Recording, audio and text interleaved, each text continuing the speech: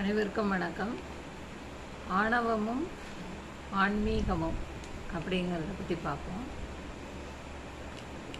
ஆணவமும் ஆன்மீகமும் ஒன்றுக்கொன்று எதிரானவை.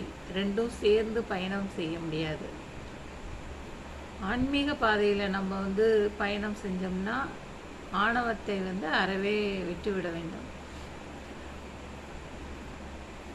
ஏன்னா யாராக இருந்தாலும் இறை பக்தியில் எவ்வளவு சிறந்து விளங்கினாலும் ஆணவம் அதிகமாக இருக்கும்போது இறை சக்தியால் அவர்கள் கைவிடப்படுவார்கள். ஏன்னா ஆணவம் அப்படிங்கிறது இறைவனால் வெறுக்கப்படுவது. நம்ம புராணங்கள்ல எல்லாம் பார்த்துருக்கோம். ராமாயணம், மகாபாரதம், அதில் எல்லாம் ஆணவத்தால் அழிந்தான் துரியோதனன் அப்படின்னு சொல்லுவாங்க. அது மாதிரி ஆணவம் அதிகமாக இருக்கும்போது இறைபக்தியில் நம்ம சிறந்து விளங்க முடியாது. நம்ம இறை பக்தியில் இருந்தாலும் இறை சக்தியால் விரும்பப்பட மாட்டோம். இப்போ நம்ம ஆணவத்தை எப்படி அழிக்கணும் அப்படின்னா, நம் சிறு வயது வாழ்க்கையிலிருந்து நாம் செய்த செயல்கள், நம்முடைய எண்ணங்கள், நமக்கு தோன்றிய எண்ணங்கள் எல்லாத்தையும் நம்ம அசை போட்டு பார்க்கணும்.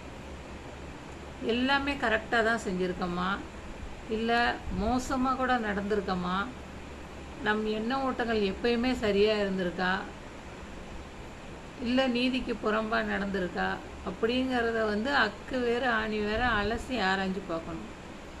அது மாதிரி பார்க்கும்போது நம்ம யாருன்னு நமக்கு தெரிஞ்சிடும். அப்போ நம்ம ஒரு சராசரியான மனுஷன்தான், நம்ம ஒன்றும் பெரிய ஆள் கிடையாது அப்படிங்கிறத நம்ம உணர்ந்துக்கிட்டோம்னா நம்முடைய ஆணவத்தை அழித்து விடலாம். ஏன்னா நம்ம ஆணவப்பட ஒன்றுமே கிடையாது.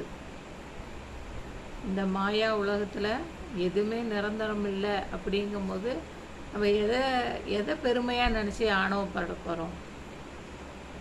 ஏன்னா ஒருத்தரை விட ஒருத்தர் எப்பயுமே உயர்ந்தவர்களாக தான் இருப்பாங்க. நம்ம தான் எல்லாரோடையும் சிறந்தவங்க அப்படின்னு ஆணவப்படுறதுக்கு எதுவுமே கிடையாது. அப்போ ஆன்மீகத்தில் நம்ம சிறந்து விளங்கணும், உயரத்தில் இருக்கணும் அப்படின்னு விருப்பப்பட்டோம்னா ஆணவத்தை நாம் கைவிட வேண்டும். நன்றி, வணக்கம்.